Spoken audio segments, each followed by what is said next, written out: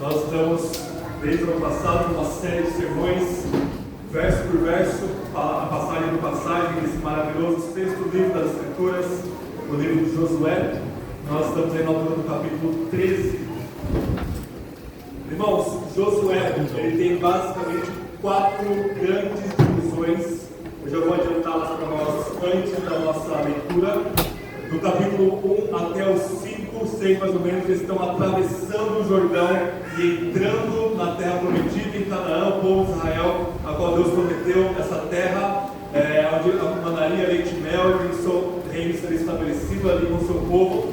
Capítulo 6 até o 12, eles estão o tempo todo conquistando essa terra, eles estão guerreando o tempo todo. Então, semana passada nós vimos, por exemplo, os gibeonitas que foram incluídos dentro do povo de Israel, assim como Raabe, lá no capítulo 2. A terceira grande divisão é do capítulo 13 até o capítulo 21, onde finalmente eles conquistam uma boa parte daquela terra, e então agora eles vão dividir, repartir aquela terra. Então a palavra que mais aparece no capítulo 13 ao 21 é a palavra dividir ou repartir. Eles estão ali compartilhando, dividindo a herança daquela terra. E no final, capítulo 22 até o final, 24, nós temos então a adoração dentro da terra agora que eles estão habitando por promessa de Deus.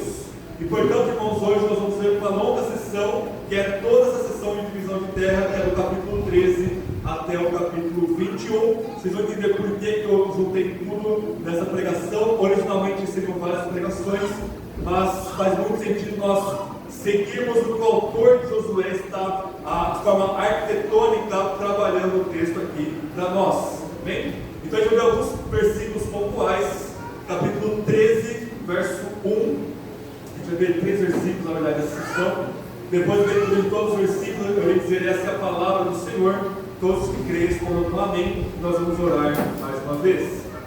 Josué capítulo 13, verso 1. Josué já estava velho e avançado em idade, quando o Senhor lhe disse: já estás velho e avançado em idade, e ainda há muitíssima terra para conquistar. Agora vem as páginas, lá no capítulo 18, verso 1. Depois de conquistar a terra, toda a comunidade dos israelitas reuniu-se em Siló, e ali armou a tenda da revelação. Por último, capítulo 21, vamos ver o finalzinho desse texto, verso 43 até o 45. Então ele diz essa palavra do Senhor, e depois nós vamos orar. Josué 21, verso 43. Dessa maneira, o Senhor deu a Israel toda a terra de conjuramento prometera dar aos seus pais, e eles a possuíram e nela habitaram. E o Senhor lhes deu descanso de todos os lados, conforme tudo que havia jurado a seus pais. Nenhum de todos os inimigos pôde lhes resistir, mas a todos o Senhor lhes entregou nas mãos.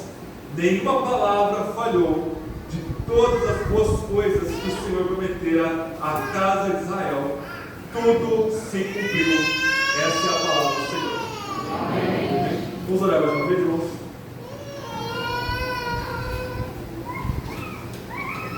Senhor, estamos diante da sua santa e viva palavra. Nós já louvamos o Senhor com os nossos cânticos, nós já oramos ao Senhor e ouvimos a sua voz dentro das Escrituras, e nos movemos agora, Deus, da adoração, de orações e louvores, para uma adoração que consiste em ouvir a sua voz e ser transformado por ela. O Senhor proverte dos céus e fale com cada um de nós, e que a sua palavra nos transforme, revele-nos a Cristo pelo seu Espírito e glorifique o teu nome. E nessa glória do Senhor nós sejamos humilhados, nessa humilhação esteja nossa satisfação, nossa alegria, nosso tudo em todos está em Cristo Jesus e nele somente. É o que nós te pedimos, em nome de Jesus. Amém. Amém. Irmãos, uma breve palavra de instrução a mais além do que nós já vimos. O motivo de eu juntar esses capítulos do 13 ao 21 é que eles formam o que a nossa igreja já conhece muito bem, mas eu vou explicar para os nossos visitantes. Eles formam o que nós chamamos de quiasmo. Um quiasmo é como se fosse um lanche, é uma estrutura literária tipicamente judaica, que perpassa toda a Bíblia, tá? E não é uma leitura linear do texto, como a gente está acostumado, com introdução, desenvolvimento e conclusão. É uma leitura onde a primeira parte do texto tem alguma conexão com a última, a segunda com a penúltima, a terceira com a antepenúltima, assim por diante, até que o autor está nos conduzindo para o meio, para o centro do texto, que é a parte geralmente mais importante, ao qual ele quer destacar para nós. Então ele vai até o centro do texto e depois ele volta com temas relacionados. É por isso que às vezes na Bíblia a gente tem a sensação de estar lendo a mesma coisa que a gente acabou de ler, é porque você está diante de um quiasmo. O quiasmo, então, o nosso pastor Kaique, que está nos Estados Unidos, ele fala que é como se fosse um lanche bem simétrico, tem dois pães ali, dois complementos, e no meio você tem a carne do hambúrguer, que normalmente é a parte principal ali do lanche. Eu quero que vocês reparem rapidamente aqui nos slides.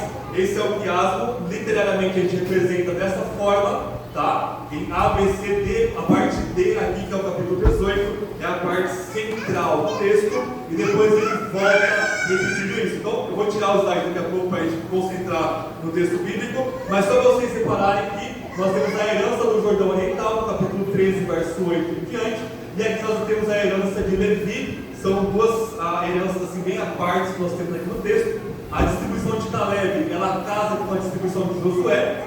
Os dois aí, remanescentes da antiga geração que morreu toda no deserto. Depois nós temos a herança de Judá e José, focalizando aqui em Judá. Depois a herança do restante das tribos de Israel. E no meio nós temos a tenda do encontro em Siló, no capítulo 18. Então o capítulo 18 é o centro dessa passagem importantíssima. Então na exposição nós vamos seguir mais ou menos o tema aí que o autor de Josué está colocando para nós ao estruturar o seu texto, para mostrar as divisões da terra, começando com as tribos que ficavam lá antes do Jordão, duas tribos e meia, a herança da versão oriental da terra, depois de Levi, depois ele focaliza em Caleb e Josué, Judá e as 12 tribos, e por fim ele focaliza no capítulo 18, que nós vamos ver por que esse capítulo ele é central, não só da seção grande de Josué, mas de todo o livro. Então, irmãos, a primeira coisa que a gente precisa pensar aqui no capítulo 3 ao capítulo de Josué é a questão da terra de Israel e do porquê que Deus prometeu a Abraão, Isaac e Jacó, e depois, de fato, como a gente viu lá no final do capítulo 21, ele entrega essa terra toda para Israel como uma herança. E eu falo várias vezes aqui, a gente está vendo Josué, eu estou repetindo isso bastante, mas existe uma tipologia, uma sombra para a qual essa terra está apontando para. Ela não é um fim em si mesmo, ela não é uma coisa sagrada por si mesmo, portanto ela não é inerentemente sagrada, mas existem certas coisas que fazem dela especial e que portanto vão apontar coisas importantes para nós. Então, só recapitulando algumas coisas que nós já vimos. Israel, no começo do livro do Êxodo, ele é descrito em termos adâmicos. Israel é o filho de Adão, ele é o filho da promessa, que está carregando ali a promessa de salvação, da qual viria finalmente o Messias, o nosso Senhor Jesus. E como esse Adão corporativo, que Deus chama, liberta do caos da escravidão do Egito, e leva até o Sinai, deserto, e depois até a terra prometida, este Adão agora, ele está reentrando no Jardim do Éden. Então nós vimos as pregações que a gente viu todo o livro de Levítico, que nossa igreja aqui, quando o sumo sacerdote entrava no Santo dos Santos, todo o simbolismo ali do tabernáculo, do santuário, é como se fosse um mini arquétipo, uma mini construçãozinha ali do próprio Jardim do Éden, e portanto de todo o cosmos, como o lugar de habitação de Deus, o templo do nosso Senhor. Então quando Arão, o primeiro sumo sacerdote, pela primeira vez em Levítico 16, ele entra no Santo dos Santos, é como se Adão, figurativamente, temporariamente, de forma a sombrear uma realidade futura maior do nosso Senhor Jesus, ele está reentrando no Éden. Então aquela espada flamejante que circulava no Éden após a expulsão do primeiro casal, aquele cutelo, ele cai nos sacrifícios de Levítico. É por isso que Levítico focaliza, ele já viu, só para lembrar, o sacerdote pegando ali o cutelo e rasgando a garganta ali da ovelhinha, do cordeiro, aquele sangue expia temporariamente o pecado de Israel, o filho filho de Adão, ele pode reentrar na presença de Deus, reentrar ali no Éden. E o que faz dos lugares o lugar santo, não é o lugar em si, mas é o templo, ou o tabernáculo, ou a tenda de Deus naquele lugar. Então o Sinai é o templo, portanto Deus fala para Moisés em Êxodo 3: tira a sandália dos seus pés, porque este lugar é terra santa. Por que o Sinai é uma terra santa? Porque Deus desceu temporariamente, fazendo o Sinai um templo provisório ali da presença de Deus. Então, antes de Deus descer no Sinai, depois de Deus descer no Sinai, o Sinai era uma montanha normal, e ainda é uma montanha comum, nada sagrado ali. Mas no momento que Deus está ali, aquele lugar é sagrado por causa da presença santificadora de Deus. A mesma coisa a terra prometida. Por que a terra é sagrada? Por que a terra é santa? Porque o tabernáculo foi para lá. Ele para em Siló aqui inicialmente, depois ele vai para Jerusalém com Davi. Salomão constrói o templo. É por isso que aquele lugar, porque o templo de Deus, e Deus descer naquele lugar, no templo, aquele lugar é sagrado por causa disso. Então a terra prometida, ela olha para trás e ao mesmo tempo ela olha para frente. Ela olha para trás porque Canaã é uma retomada do próprio Éden. Israel entrando em Canaã é como novamente Adão reentrando naquela terra sagrada por causa da presença de Deus lá, que era o templo, o jardim chamado Éden. Então Canaã retoma o Éden, mas retoma o Éden de forma provisória. Por que de forma provisória? Porque o texto diante de nós, existe uma ambiguidade, um paradoxo. Porque em muitos textos aqui que Deus lê, fala que Deus entregou completamente a terra para Israel. Então existe um já e o ainda não, eles já tinham posse da terra, ao mesmo tempo que ainda não foi completamente conquistada. Ainda faltava muita coisa para ser conquistada, e aqueles lugares que foram conquistados, havia muitos cananitas ali que Israel expulsou, e isso foi uma das causas da idolatria posterior de Israel. Então ainda tinha muito trabalho a ser feito. Então não era o Éden como era antes da queda, mas era o começo de retomada do lugar de habitação de Deus. Aquele lugar mana leite e mel, um símbolo da superabundância de vida que Deus deu para Israel naquele lugar, e portanto retomando o Éden. Mas ao mesmo tempo, o tanto Éden quanto Canaã olham para frente. Canaã é um tipo de toda nova criação restaurada. Eu estou estudando lá no mestrado Martin Bucer sobre esse tema de Israel, e existe uma teologia a qual eu estou estudando bastante, chama sionismo cristão. Não assim nada de errado com essa teologia, ainda que eu não concorde com ela, mas ela entende que Israel, nação, retornar para a sua terra, não é somente válido, porque a maioria dos cristãos concordam que Israel, aquela terra ali é deles, Deus deu para eles a terra, ponto pacífico na maioria dos cristãos, tanto reformados quanto não reformados, mas o sionismo cristão entende que aquilo é um cumprimento exato de profecias bíblicas, especialmente do Antigo Testamento, e que portanto não é uma coisa apenas política e social, mas é uma coisa extremamente teológica. E aí um outro ponto que é se levantado também é Romanos capítulo 11. Em Romanos capítulo 11 também, a maioria dos cristãos concordam, a maioria dos comentaristas concordam, reformados ou não, que Romanos 11 fala a seguinte narrativa: Deus tem um só povo que chama Israel. O que acontece com a vinda de Jesus, o Messias, o verdadeiro Israel? Que essa árvore que é Israel permanece. Deus não tem duas árvores, Deus não tem dois povos, permanece. E Paulo fala que os galhos naturais dessa árvore que não creem em Jesus, Deus fez o que? Cortou esses galhos. Ou seja, indivíduos judeus que não creram em Jesus, eles não fazem parte dessa árvore, não fazem parte de Israel. E Paulo fala que nós, gentios, que fazemos parte de uma árvore brava, de uma árvore selvagem, de uma árvore pagã, ou seja, nós éramos filhos da serpente, filhos do diabo, fazemos parte do povo que era contra o povo de Deus. Nós que cremos em Jesus pela graça de Deus, nós fomos cortados dessa árvore e fomos enxertados em Israel. Então Deus não tem uma árvore chamada Israel e outra árvore chamada igreja. Deus tem uma árvore só chamada Israel. Então nós gentios somos enxertados nessa árvore. Então nós somos agora Israel, fazemos parte do Israel de Deus. E aí Paulo fala de forma muito, Deus revelou isso para ele de forma muito misteriosa, que Deus endureceu Israel em parte, ou seja, os judeus não creem, porque Deus endureceu por causa do pecado deles. E quando os gentios, nós, abraçamos a Cristo e recebemos todas as promessas e bênçãos da Escritura para nós, isso Deus vai usar para causar um ciúme nos judeus. E no fim dos tempos, antes de voltar, uma grande multidão de judeus vai se converter à fé em Jesus como seu único Messias Senhor. Isso é ponto pacífico. O cristianismo acrescenta que para essa conversão em massa dos judeus é necessário que estejam reunidos lá em Israel, na terra de agora. Por isso que existe uma militância teológica maior. Por que eu não estou convencido disso ainda? Dessa questão de ser necessário os judeus voltarem da terra prometida para eles se converterem e Jesus voltar, por assim dizer, né? Por causa do Novo Testamento.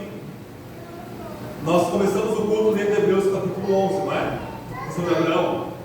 O texto de Hebreus 11, ele vai ler a narrativa de Abraão de forma teológica. Ele vai dizer: olha, Abraão, ele peregrinou em Canaã. Ele estava no Egito no primeiro momento, mas ele volta para Canaã em Gênesis 12, 13, em outros momentos.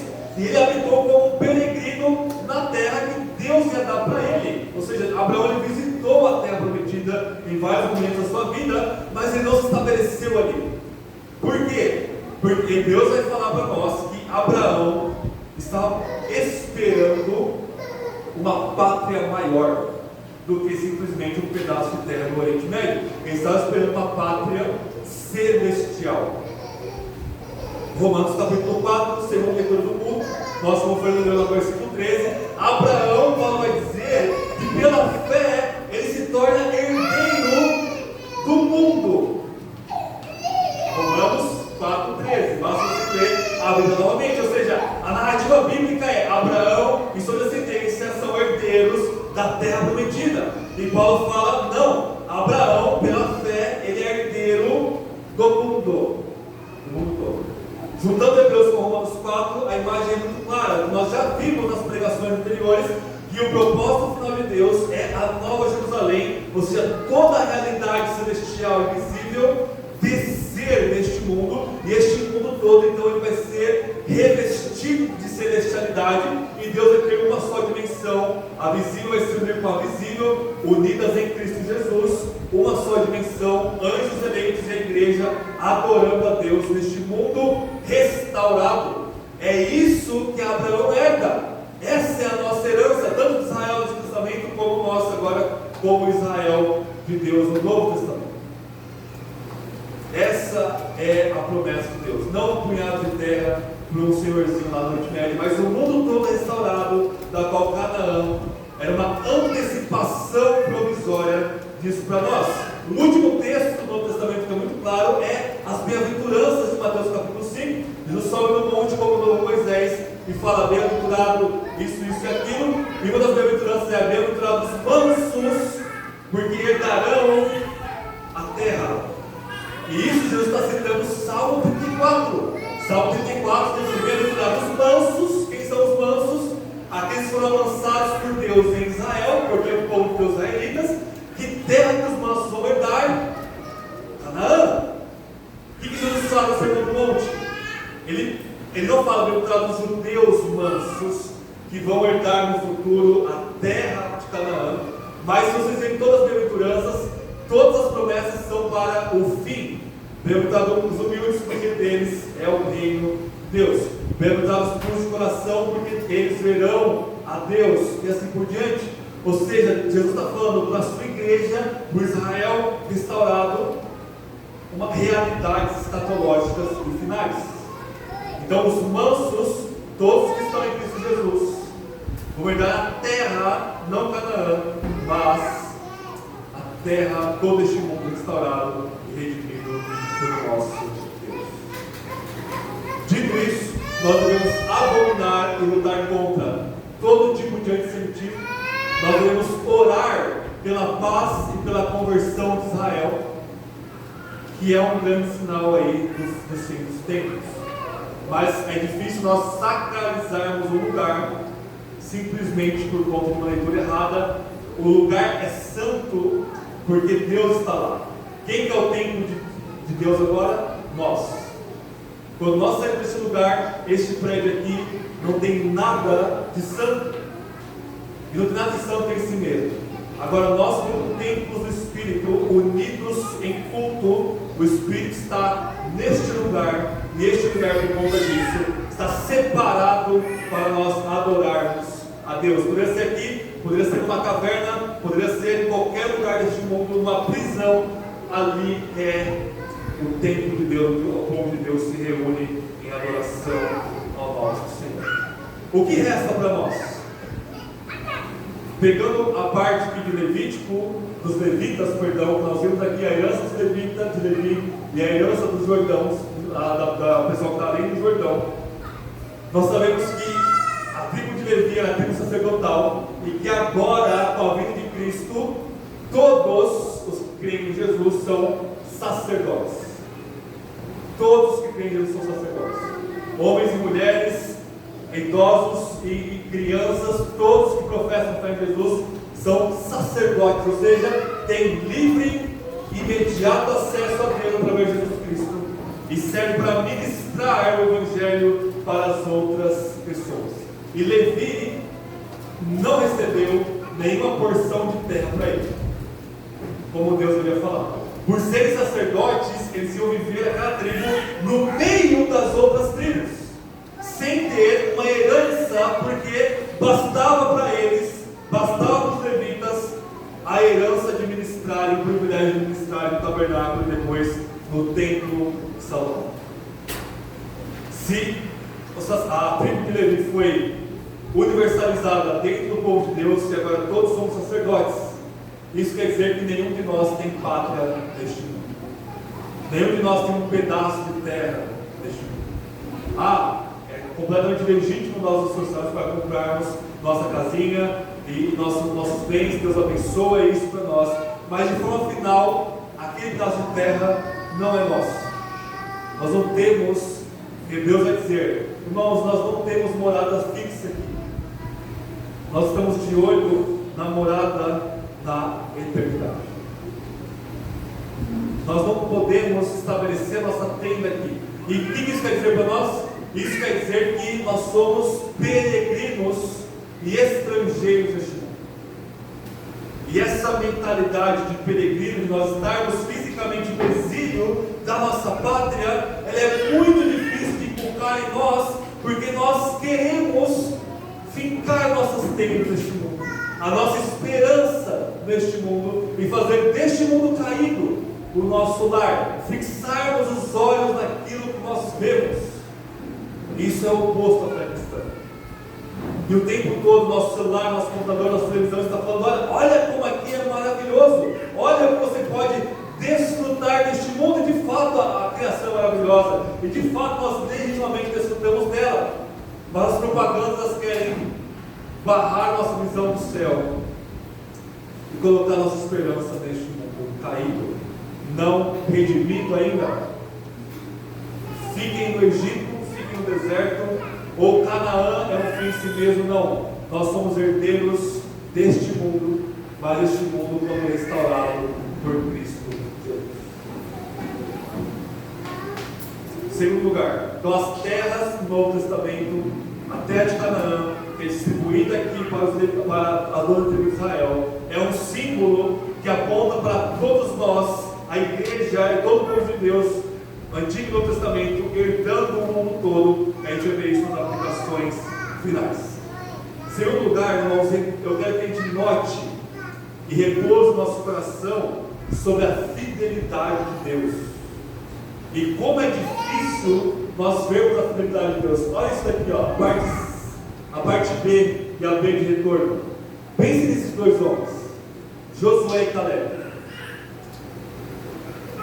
Os únicos daquela antiga geração que herdaram a terra. O próprio Moisés não herdou Canaã.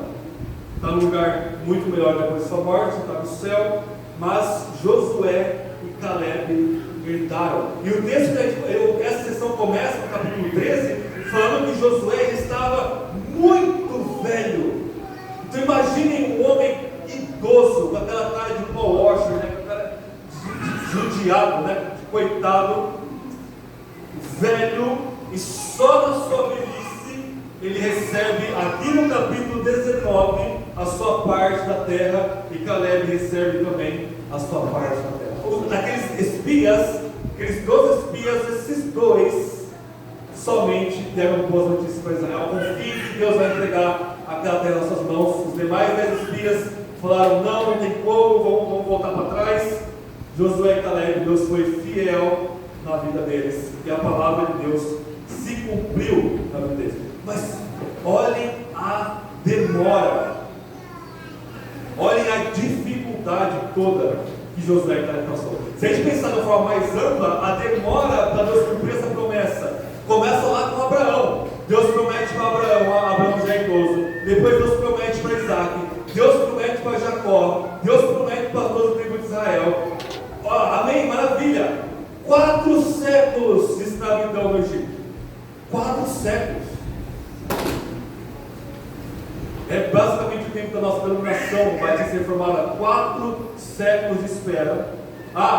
Levanta Moisés, liberta do Egito. 40 anos no deserto. E finalmente Deus cumpre essa promessa. Mas a vida de Josué e Caleb também demora uma eternidade praticamente. Josué estava junto com Moisés desde sempre, desde que era um moço, um menino. Ele faz parte daqueles homens a qual o Espírito desce ali em Números, eles começam a profetizar. Josué, esse grande guerreiro, ele vê Moisés liderando o povo, ele vê Moisés morrendo, e ele assume a liderança de Israel com vocação da salvação deles. E aí começa: conquista Jericó, conquista Ai, cidades quase impenetráveis. Os reis começam a ver em Canaã e começam a se juntar contra Israel, e ele luta. Vários reis só contra Israel, vários povos contra Israel, eles estão vencendo. Josué passando por todas essas batalhas. Não foi uma, foram dezenas e dezenas de batalhas mortais, aniquilando todos os seus inimigos pela frente, liderando Israel. E por fim, velhinho, Caleb e ele finalmente fixam a sua morada de descanso. No final, bem no finalzinho, nós temos o cumprimento da vida de Deus. E eles são um exemplo do que é a vida cristã. Deus prometeu infinitas bênçãos para nós. E nós já temos todas elas. Efésios 1 vai dizer que nós temos todas as bênçãos espirituais nas regiões celestiais em Cristo Jesus. Mas isso nos convoca à guerra, à batalha. Nós vencemos nossos pecados, vencemos nosso egoísmo, nosso orgulho, pregarmos o Evangelho, batalharmos em oração intercessória e assim por diante. Batalharmos pela igreja, pela verdade do Evangelho. Quanto que a gente deve batalhar? Até a morte.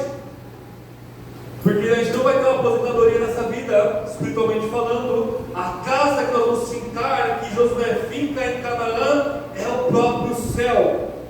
E depois do céu, a nova criação restaurada. É lá que nós vamos descansar. Espiritualmente nós temos descanso já em Jesus. Fisicamente nós temos deterioração, cansaço, luto, fadiga, lágrimas e suor. É isso que Deus tem para nós.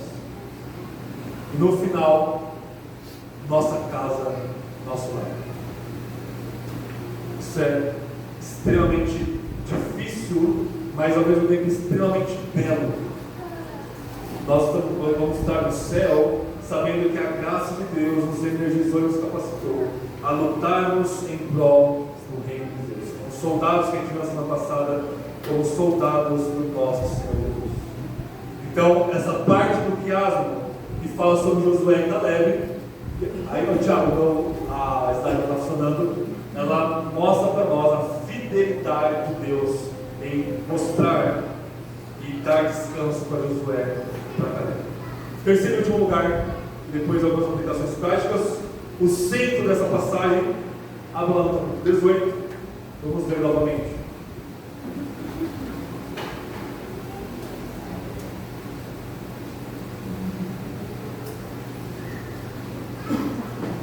Josué 18, verso 1.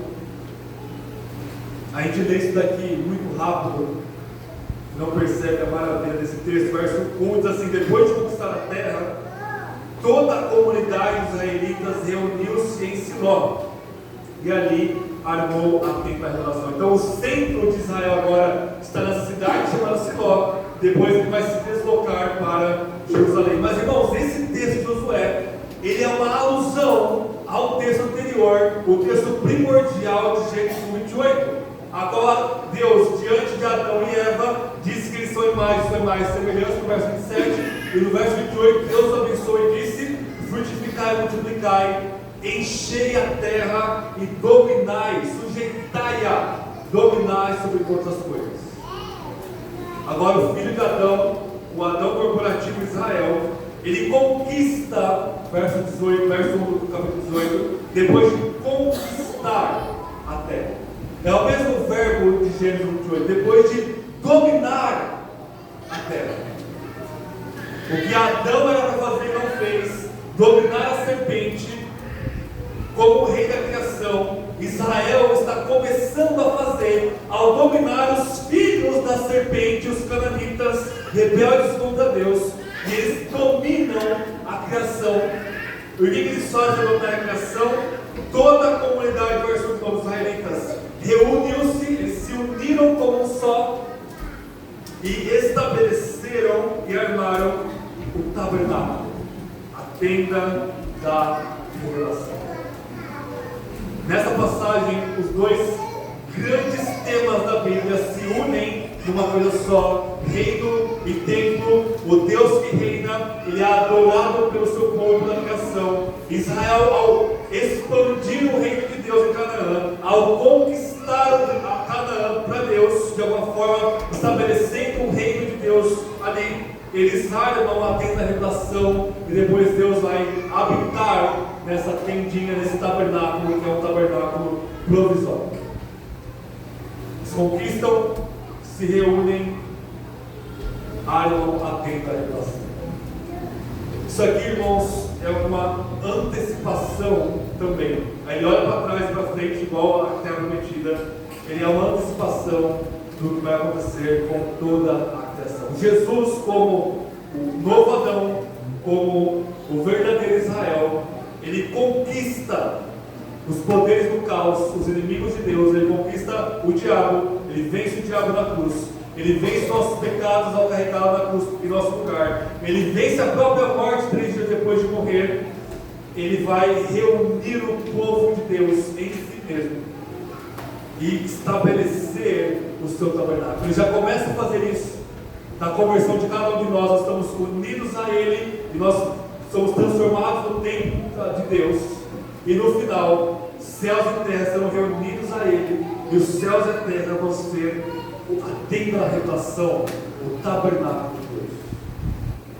Israel, depois disso aqui, ele falha. Israel, ele não consegue conquistar definitivamente e estabelecer o reino de Deus. Israel, ele não consegue, portanto, ao não permanecer o reino de Deus naquele lugar e pecar, o templo de Salomão é destruído depois.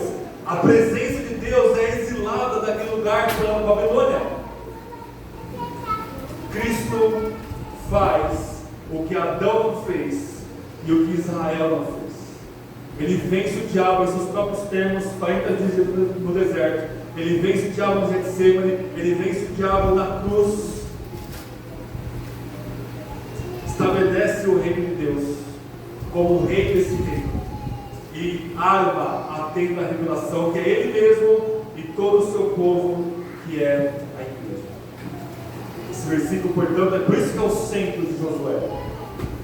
Porque mostra que Canaã não é um fim em si mesmo, mostra que o objetivo da conquista da terra é o tabernáculo, é a tenda que Deus habita, é fazer com que Deus habite de lá e de lá abençoe o mundo todo. Ou seja, derrotar e destruir e matar esses ímpios em Canaã não é para o bem do benefício de uma nação qualquer, é para o bem do mundo todo.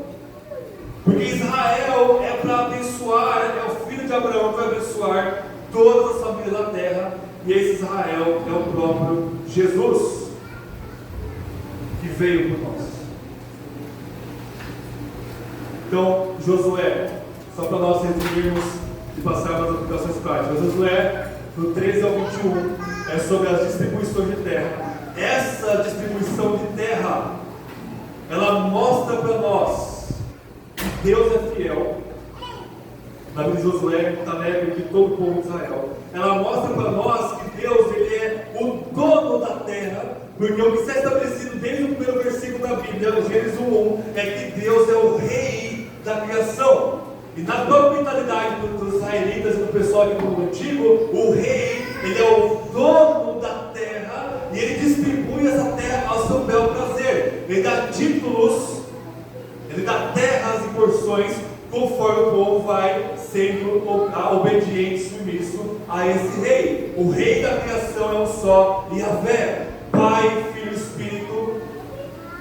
Portanto, ao entregar essa terra para Israel, ele está fazendo o que lhe é próprio. Os cananitas não estão sendo bons mordomos, serão expulsos desse reino, e o reino de Deus agora é estabelecido de forma tipológica em Israel. Deus é o dono dessa terra e de toda a criação, e Ele faz o que bem lhe apraz, para a sua glória final e última, e para o bem do seu povo que crê em seu Filho. E por último, Josué 13:21 nos mostra a centralidade da presença de Deus ao habitar no tabernáculo, e esse é o foco todo desta passagem. Para concluirmos, 3 aplicações práticas para nós. Eu falei sobre a tensão, já e ainda não no começo do sermão. Eles já haviam conquistado a terra, mas ainda não tinham conquistado ela toda. E o refrão que perpassa esses capítulos é: ainda faltava terra para conquistar. A aplicação para nós é: o que precisa ser conquistado na sua vida ainda?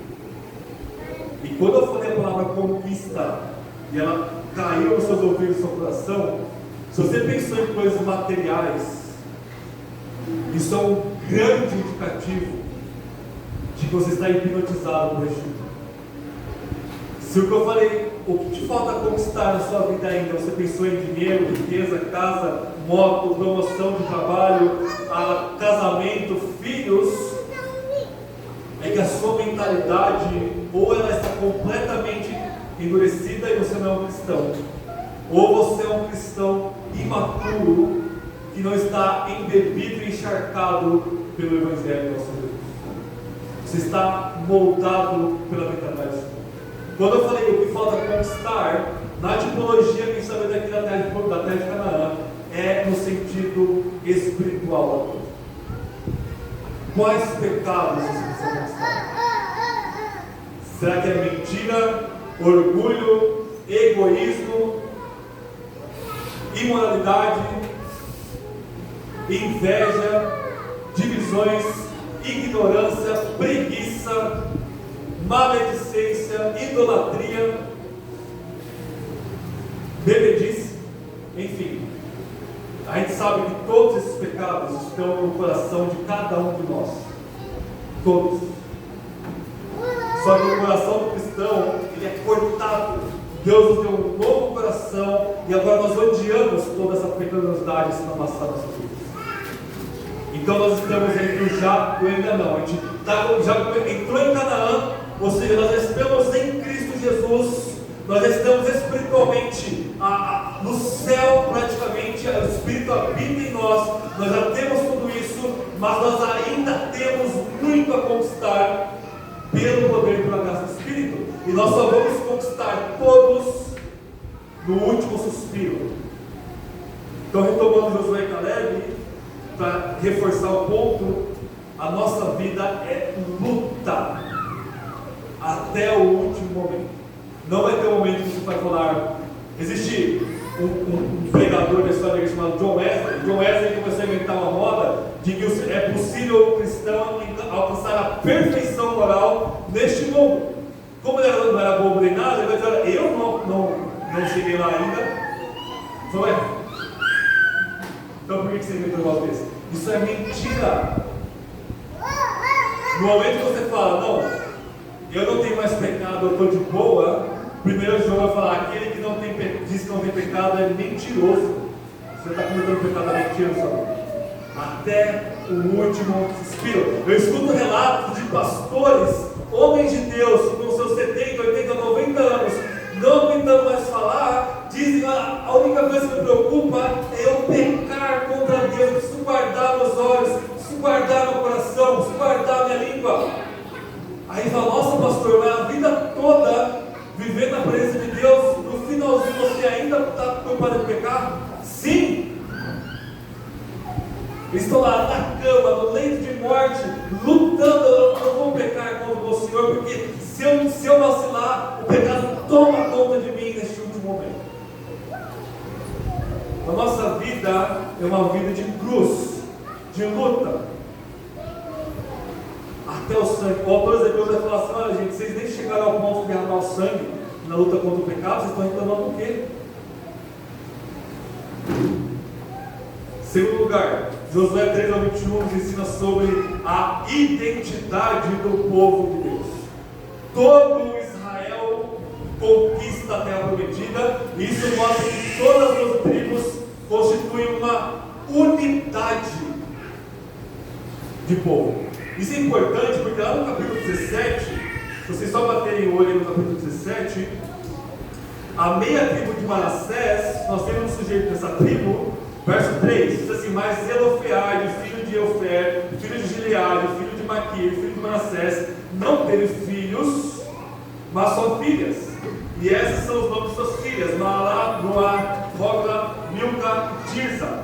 Elas apresentaram a Eleazar, o sacerdote, a Josué, filho de Nun, e diante dos príncipes, dizendo: o Senhor ordenou a Moisés que nos desse herança no meio de nossos irmãos, pelo que lhe foi dada a herança no meio dos irmãos nossos do seu pai, conforme a ordem do Senhor. E Manassés recebeu 10 partes de terra, sem contar a terra de Gileade e Bazã, que está além do Jordão, porque as filhas de Manassés receberam a herança entre os filhos dele. Ou seja, até as mulheres, filhas desse rapaz aqui, da tribo de Manassés, receberam a herança. Isso é único no mundo antigo. As mulheres não eram dignas de receber herança. E o texto bíblico está nos mostrando que essas mulheres, essa família aqui de irmãs, elas são iguais a qualquer outro israelita homem. Elas são iguais a Josué, são iguais ao sacerdote Eleazar aqui. Qualquer homem recebe herança igual. Isso mostra que as mulheres têm igual valor em toda a Bíblia. E isso antecipa o que Paulo vai dizer em Gálatas e em Colossenses. Ele vai dizer que em Cristo Jesus não há mais judeu e grego, ou não judeu, não há mais homem e mulher, escravo livre. Ele não está dizendo que não existem mais diferenças étnicas de gênero sexual ou de trabalho, mas está dizendo que em Jesus somos igualmente aceitos e igualmente povo de Deus. O homem e a mulher são igualmente aceitos por Deus. O judeu e o não judeu que creem em Jesus são igualmente aceitos por Deus. O rico, o pobre, não importa nada para você ser identificado como povo de Deus. Isso mostra a unidade nossa enquanto igreja. Isso mostra que não existe hierarquia entre o povo de Deus. Se todos nós somos sacerdotes, eu não sou sacerdote. A Bíblia fala que existe um só sumo sacerdote, Jesus. Todos somos iguais diante de Deus. É por isso que eu detesto e luto contra essa cultura pastoral podre do nosso país, que coloca o pastor como sendo um ser especial, destacado e acima da igreja. Isso é antibíblico. Isso, ao meu ver, é diabólico. É por isso que quando eu vou na casa de vocês, eu falo, eu não oro. Porque eu não posso orar? É claro que não. É para tirar essa mentalidade papista de hierarquia no meio da igreja do nosso meio. O pastor vai orar porque a oração dele é melhor. O pastor está aqui, então ele vai orar, porque Deus vai ouvir ele. Isso não existe.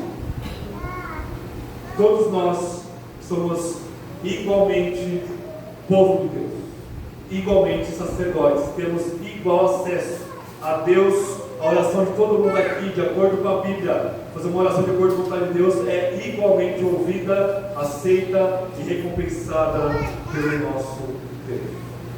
Isso mostra a unidade do povo de Deus. Nós, de novo, isso não quer dizer que não existe a diferença de papéis, isso não quer dizer que mulheres podem ser pastoras, mas quer dizer que todo o povo de Deus pode ir até Ele em adoração. Terceiro e último lugar, para nós finalizarmos. Josué nos ensina que ainda temos uma herança diante de nós. Nos promete lutas, nos promete sangue, suor, tristeza, agonia, batalhas e mais batalhas.